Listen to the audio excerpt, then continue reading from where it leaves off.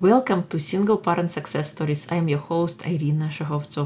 Today we are sitting down with Allison, who is a certified pediatric sleep specialist and founder of Sleep Coach LLC. Allison went from sleep-deprived single mom to helping hundreds of families fix bedtime chaos.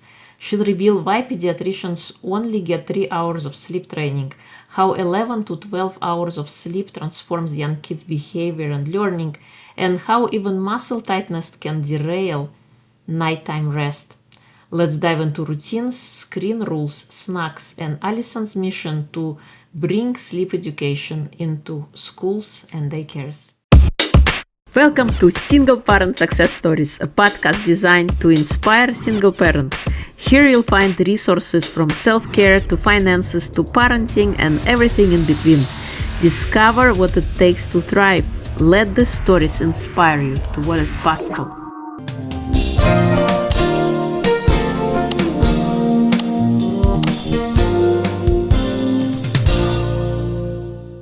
Before we start the next conversation, I want to invite you to check out my amazing book, The Gift Inside, a powerful guide for healing your body, mind, and soul. Reclaim your strengths and awaken your true potential. Whether you are navigating heartbreak or simply seeking deeper fulfillment, this book offers the tools to turn your struggles into triumphs. It is time to unlock the gift within you. Available now on Amazon, or you can check it out on my website www.irinashahovtsov.com. Hello and welcome to Single Parent Success Stories. Today we have a special guest, Allison, EGD. She is a certified pediatric sleep specialist and the founder of Sleep Coach LLC. She's also the host of the podcast How Long Till Bedtime, where she shares practical, judgment-free guidance to help parents reclaim rest. A former corporate professional and mom of two, Allison knows firsthand how exhausting and overwhelming parenting can feel, especially when sleep is a struggle. Since 2016, she helped over 1,000 families simplify bedtime routines, improve their children's sleep, and carve out space for their own well-being. She brings a compassionate, real-world approach to everything she teaches. Welcome, Allison. It is a pleasure to have you. Well, thanks so much for having me. I'm excited to be here. Yeah, so thank you. So please share with us a little bit about yourself. How did you decide to become a sleep coach? Well, I like to say that parenting really humbled me. I am an overachiever, and when I was pregnant, I read some books and I thought, I've got this. Everything's going to be fine. And then my first child not only humbled me in the sleep department, but in virtually every department. She was just not by the book. And the place that really stuck out was sleep. It took us 2 years until I stumbled upon a sleep coach and hired her to figure out that she had a pretty complicated sleep puzzle. And when we sorted it out, and I went back to my pediatrician and I said, help me understand why I came in here so many times asking for help and nothing worked. And then I hired this sleep coach, and within 11 days, she had fixed this problem. And the pediatrician said, the truth is pediatricians are not trained in sleep. We receive on average 3 hours of education on sleep during medical school. And so to ask the pediatrician for sleep help is a little bit like asking the mom at the park. They're just sharing what has worked for them, their friends, and their patients, but there's not a lot of education behind it. And that really stuck with me. And I ultimately decided to dive into the research of sleep because I worked at a university and had access to the university library. And then I decided to get certified, not sure what I was going to do with it, but ultimately ended up starting to help people, and my little side weekend project became my full-time job. So it's been a journey, but it's an absolute treat to help families not struggle the way that I struggled for 2 years. Incredible. And wow, an eye-opener that you found out pediatricians only spend 3 hours learning on sleep. Meanwhile, it's like the most thing when babies are born, that's all they do is they sleep. It's like how many, 11, 12, 14 hours when they just born. It's wild. Interesting, right? Yes. But awesome, like what you found out and how it kind of caused you to dive into the topic. Incredible. What makes you happy? Well, of course, seeing my children be healthy and thrive makes me happy, but I think what really allows me to thrive is to have something for myself. So right now, my current hobby is tennis. I picked up tennis when I turned 40, and I currently captain my local tennis team in my neighborhood. And so finding something for me to work on that's just about me brings me happiness in a way that allows me to be more present with my entire family and just generally a happier, better parent. Totally, totally. I think it's important to fill your cup first and do something that excites you. And there is no, I call it, everybody, like sometimes we hear, oh, it's too late to pick something up. It's never too late. We have, we can make it that decision any day of our life. So awesome. It's fun to be a beginner. That's Yeah. what we teach our kids all the time. You're not good at this yet. And listen, I was bad when I started tennis. I was whiffing the ball and I just stuck with it and I've just moved right along. Yeah. Yes. Awesome. Awesome. I love it. So what kind of issues or parents come to you with when it comes to sleep coaching? Anything you can imagine. So I get everything from, hey, I really care about sleep and I want it to be a top priority and things are going along pretty well, but we want to make sure we know exactly what to do going forward, to the parents who say, I have tried everything, nothing works. They've seen doctors, they've seen therapists, and they just cannot figure out how to help their child have healthy sleep habits. So my primary focus for my one-on-one coaching is 0 to 10 years old, but I also speak at middle schools and high schools to help educate the kids on sleep. So I usually tell people there's nothing you could tell me about your child's sleep that I haven't heard before, but I get about one a year that surprises me with something new. So what recently had surprised you? Oh, I haven't quite had a shocker in 2025. Oh my gosh, I had so many in 2024. I guess one thing that I started to hone in on that intrigued me in 2024 was babies being really late to roll and how it was impacting their sleep. I got curious about how it could be impacting their sleep. And so after doing some research and talking to some other professionals, I had 2 babies that were just not sticking to the patterns I typically saw for sleep training and helping parents. So we hit pause. And then ultimately, I had suggested to them that they maybe seek out a chiropractor. And the pediatric chiropractor found extreme tightness in both of these children. And after a handful of sessions, the sleep improved tremendously. And so that was just kind of a new discovery I found in 2024 where things just weren't going as I typically saw them and got a little curious about it, did some digging and was able to refer them on to someone else. But that's what I love about what I do is I've done it over 1,000 times and I can start to tell parents, this isn't what I typically see. Let's get curious. Let's figure out what is going to help your child. Did they find out what that, I call it, toughness was? Or not toughness, use another word. Well, both of them had traumatic deliveries and where the babies were kind of stuck on the way out. And so both had extreme tightness kind of on one side of their neck. So it was, I think, affecting their ability to learn to roll. But I think where it comes into play in sleep is, anytime you're tight, and I experienced this after playing tennis, I get tight and sometimes I'll wake up in the middle of the night and it's like, oh my gosh, it's really locked up. Right. And so I think those babies are legitimately uncomfortable in the middle of the night, which is why for those families, it felt like sleep training wasn't working. There was more than typical amounts of protesting and crying, prolonged periods of not being able to get back to sleep. And so once we were able to relieve some of that tightness, and by we, I mean the chiropractor, those babies were noticeably more comfortable. And I'm always about taking the path that helps naturally set our kids up for better sleep. And so if you're tight, it might need to be addressed. Definitely. Wow. Awesome. What kind of, how you call it, if we break this, how you call it, the age ranges, let's say early childhood, middle, and then high school, what kind of advice, or like if you have a list of suggestions that people can do when they have kids in those age ranges, how to better help with sleep? Yes. So one thing that I think is powerful to understand is that kids can get a kind of crazy amount of sleep. And a lot of kids will need that in order to thrive. So the sleep that I typically recommend for basically most of the youth age groups is higher than even the American Academy of Pediatrics recommends.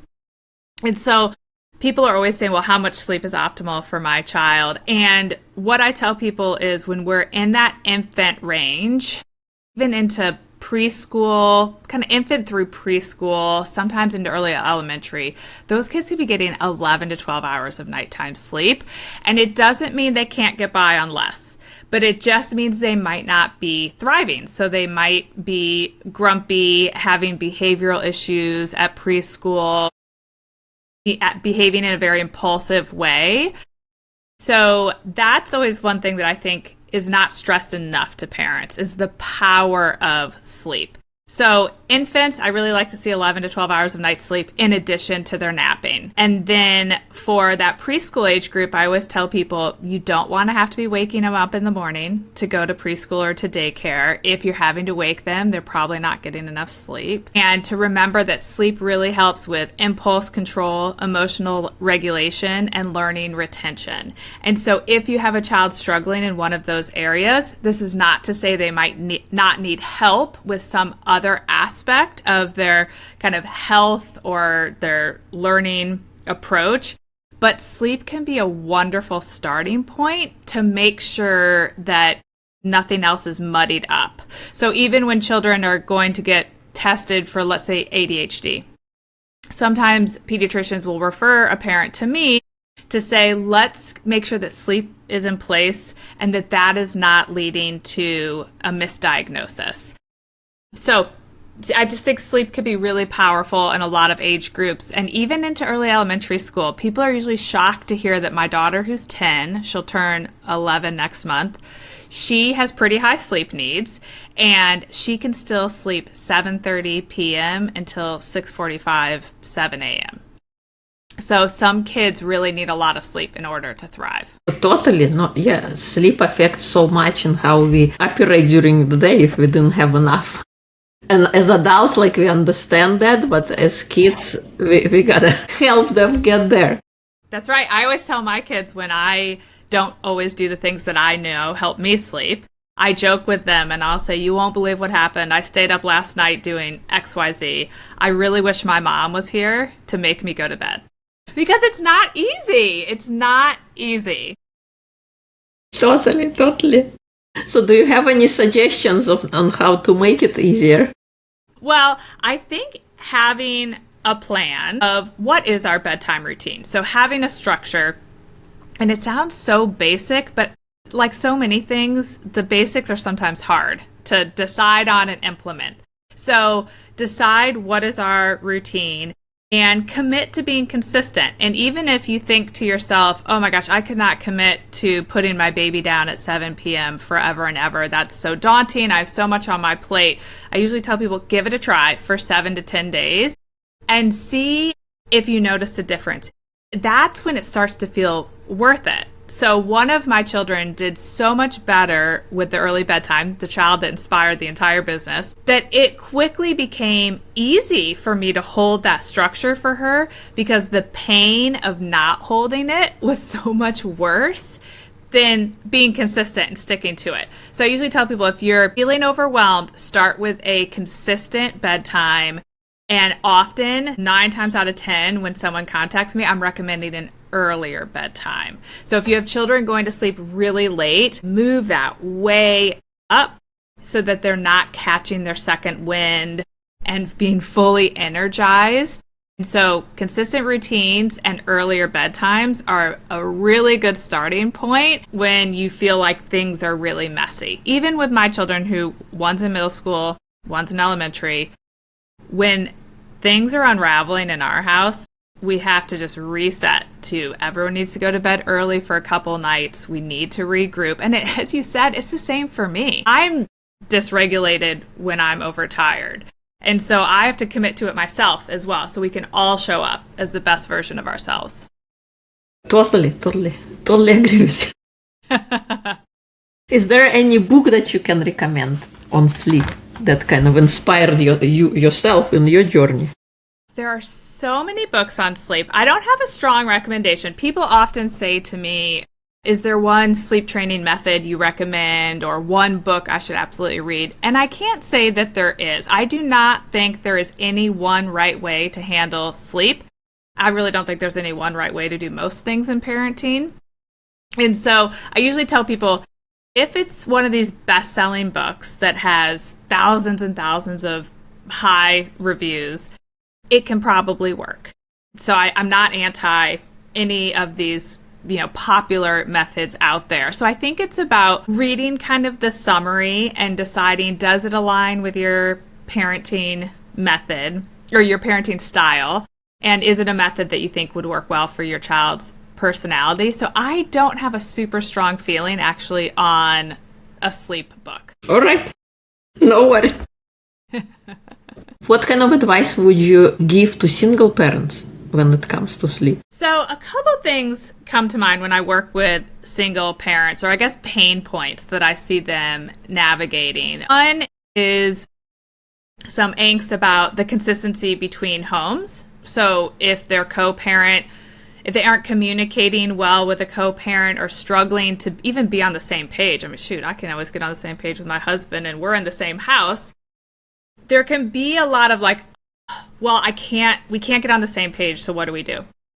So I always tell people, just try to stay consistent in your home. Of course, it's ideal if you can both be on the same page. I'm working with a family right now where sleep is one of the few things they agree on. And I'm like, oh, this makes it easy for me. But sometimes we can't agree on all the things. And so staying consistent in your own home, communicating with your co-parent, if there is a co-parent, as best as possible about what you're doing, what's working, what you've learned about sleep to see if you can be consistent.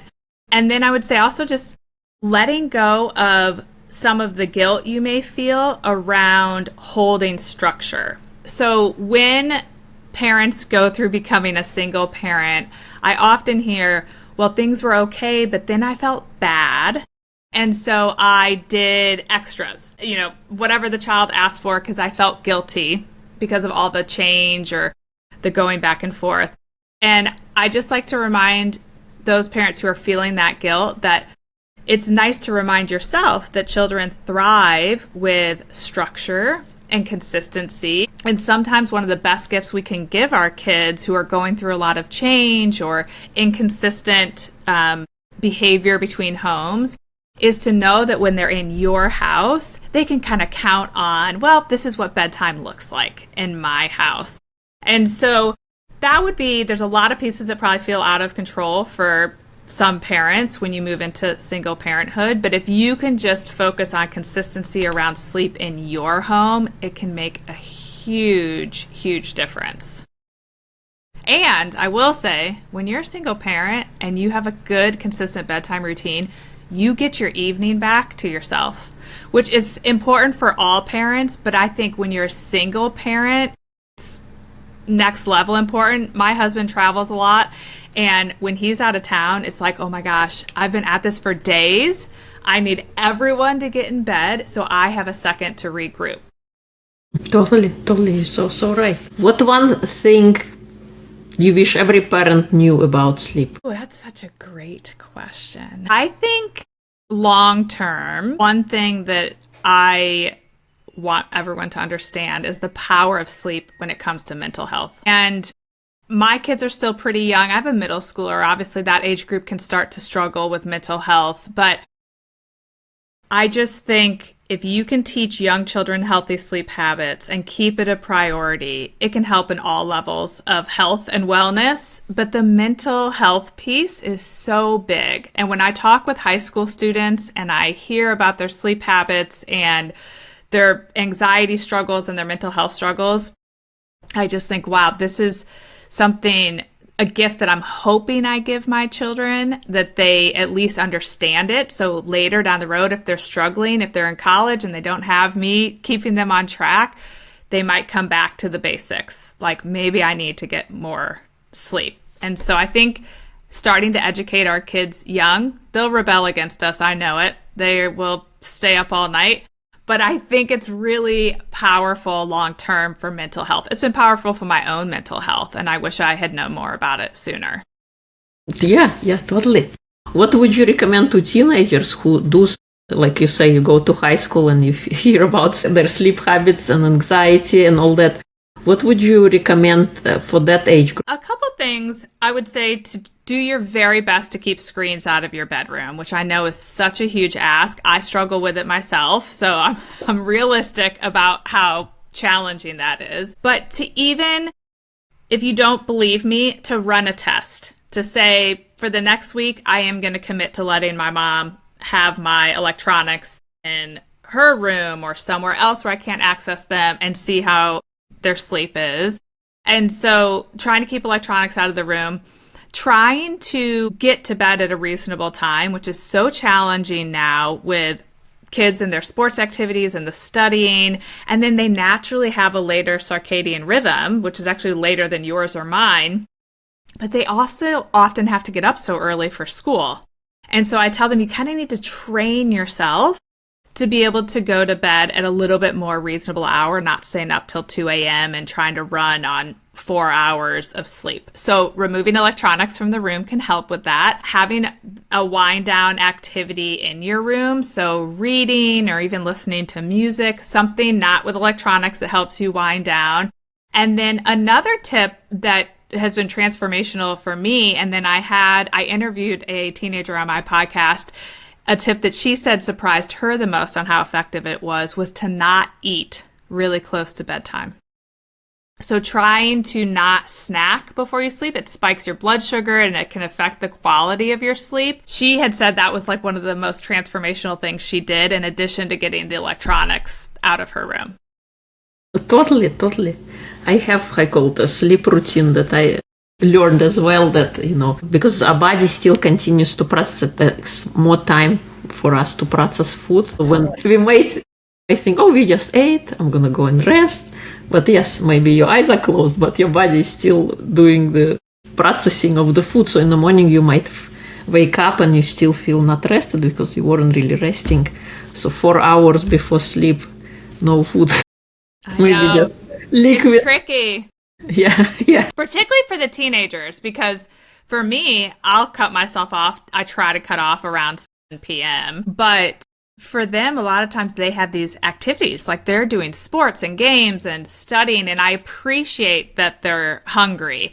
But this is where I say, like, get curious and see how that impacts you. So just keep a basic notes on your phone in the note app on what you ate, how you slept when it comes close to bedtime. And when I saw the difference for myself, it became much easier to tell myself not to eat or drink anything close to bedtime, because it was night and day. Yeah, I think when we track something, when we see some, like, our own evidence, not somebody's studies or in a book, but our total lived experience, and we can measure it, and yeah, that's the best kind of catalyst for change. Yes. What is your superpower if you had to pick one? It's another great question. I think it's that I am very curious, and that curiosity has led me to an openness to change my mind or opinion.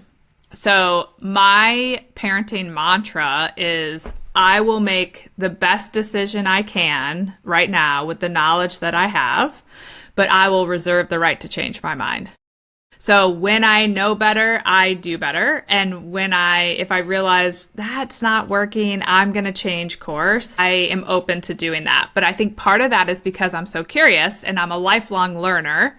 And if I feel stuck, I go looking for answers. And if the answer leads me to believe that I should change my mind or take a different path, I will do it. So I think being curious has become my superpower. I love it because I think we are lifelong learners. You never get bored or tired because you have this amazing ability and also flexibility, like being open to different ways and methods. And even in your personal journey, how you, from where you've been to, you've been an investment banker, then you did fundraising for schools, I believe, and then now you're doing sleep coaching. So being able to navigate life, I think, gave you so much more tools because you were open and because you were curious. So that's amazing. What do you think is the best trait to instill in a child? I like to think it's about being kind and that kindness will go a long way. So I think if I have to focus on one thing, it's probably kindness. Cool. How would you share an example of how to instill kindness? Well, one thing we did with our kids when we were younger, and I should bring it back now because there's been moments where I've thought it's time to bring it back.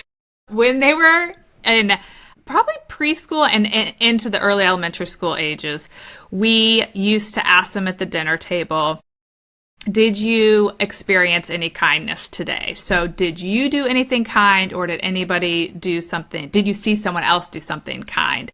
And I got the idea from listening to Adam Grant interviewed on a podcast, and it wasn't about parenting, but somehow it came up that he was doing this with his kids. And I thought, what a lovely idea. And he was saying it helps them start to look for kindness and for moments to be kind. And it took, I tell parents to do this all the time, but it took several weeks. There was a lot of, no, I don't answers. And then it got to the point where they'd be so eager, they'd hop in the car when I'd pick them up at school and they'd say, I saw something kind. I have something to tell you. And I'm like, oh, wait, hold it for dinner. And so that was something we did early on that was so great. And somewhere along, we did it forever and ever. But then it kind of faded away, mainly because my kids have a million activities and we're running around everywhere. But I think it's a good time to bring it back because I have a daughter in middle school, and hearing about all these tough middle school moments, and they can feel very overwhelming to her, and I'm very empathetic because middle school was miserable for me. But I do think I should bring it back now that we're talking about it, because maybe if she had moments to look for kindness, it would help her be able to focus on some of the good and not some of the negativity that can happen in school. So that's a simple way, I think, to help kids look for kindness. And it helped my husband and I because we all had to do it. So when we did the exercise, we also had to be looking for moments in the day to be like, oh my God, oh, so nice this driver let me in when I was trying to change lanes. You were just actively looking for kindness, and it is amazing that it starts to jump out at you when you're looking for it. Totally, because our mind always wants to please us, and it will give us in our view what we are searching for to prove that we are right, because our mind is our servant, wants to always prove us right. That's right. So just like kindness or gratitude, if you start to appreciate things that are working in your life, suddenly you might realize how many more things are working. And same with kindness. If you're looking for something, you will find it. But you gotta pay attention, because oftentimes we are so kind of rushing through our day sometimes. We don't even notice, or we don't appreciate those little moments of slowing down and noticing is an amazing trait to have. And then, I completely agree.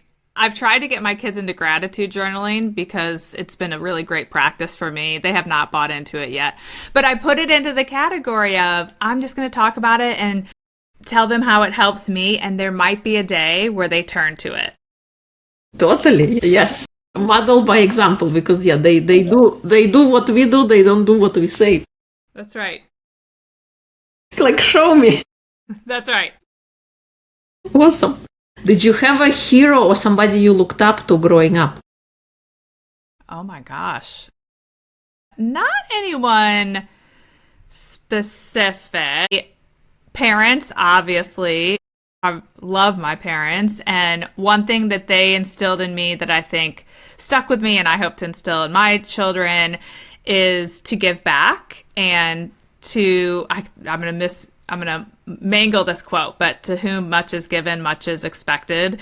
And so they really instilled that in me. And then I had coaches. I was a big athlete when I was younger, and I had coaches who really believed and inspired me. I had some teachers who really believed and inspired me. I didn't end up doing what I told them I was going to do. I was going to be a veterinarian, but I didn't do it. But there were some who really, when I hit rough points, really said, you could do this, and were really inspiring. And so I think my takeaway from that is anyone can be heroes in a child's life. And it's knowing that someone believes in you and believes that you can do great things. And so I didn't have a hero, I think, in the sense that we all think of them as someone we all know, but I think I had a lot of heroes along the way who believed in me and inspired me. Totally. I mean, like a role model, somebody you looked up to in that way. Yes, absolutely. Awesome. Any fun projects you're working on that you like to share? I have a couple of fun projects. So I am getting more engaged with speaking at schools. And so that's something that we're rolling out in the fall, is to either be able to offer educational talks to parents and or speaking to students in middle school and high school, because as parents know, they don't want to learn from the parent all the time. And so maybe if someone else can share the knowledge, they may be more open to using it. So that's a project I'm really excited about as I've become more interested in chatting with kids who are old enough to make some decisions on their own. And then I also have new professional trainings for daycares, because the vast majority of families I work with children, 4 and under, send their children to daycare. And so I have learned a lot about the various ways daycares handle sleep. They also are expected to know everything, and most have not received any training. And so I've developed some trainings for the various daycare classrooms that I'm really excited about, because I think it could help not only the daycares, but also the families. So I think it just could be a really big game-changing thing for a lot of families and for these caregivers at daycare. So I'm really excited about both of those projects. Awesome. Sounds amazing. And yes, more education, I think, is better, considering nobody actually is taught that when we are growing up. I mean, you just see what is happening in your family, but there is no kind of specific thing on how to make it better. So amazing. I love it. Thank you. Is there anything I haven't asked that you would like to share? I don't think so. This has been great. Anything you were hoping to hear from me that I haven't touched on yet? No, you did pretty good. Thank you. It's been a pleasure to have you. And if people would like to connect and learn more about you, where would they go? You can find me on Instagram. The handle is @sleepandwellnesscoach, or my website, sleepandwellnesscoach.com. And of course, the podcast, How Long Till Bedtime. Awesome. We'll include everything in episode notes. It's been a pleasure to have you. Thank you for the work that you're doing. Thank you so much for having me.